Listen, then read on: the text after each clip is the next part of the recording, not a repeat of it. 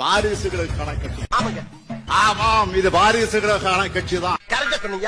இதனை தைரியமாக பெருமையோடு என்னால் சொல்ல முடியும். இப்ப நடந்துட்டு இருக்கக்கூடிய ஆட்சியுடைய கதை முடிய போகுது. இப்பதான் நம்ம முதலமைச்சர் பதவியில் இருக்கிறோம். இந்த நாட்டு மக்கள் கிட்ட ஓட்டு கேட்டு போகிற நேரம் வந்துருச்சு. அதை உணர்ந்திருக்காரு. ஆட்சி முடிகிறப்பதான் ஞானோதயம் வருதா? தமிழக நிர்வாகத்தை சீரழிச்சுட்டாங்க. தமிழகத்தினுடைய வளர்ச்சியை 50 ஆண்டுகளுக்கு பின்னோக்கி இழுத்துட்டு போயிட்டாங்க.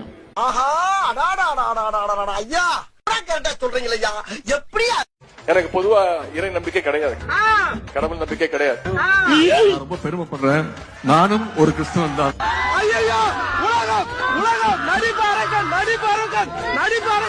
சரினாலும் தப்பு, சரினாலும்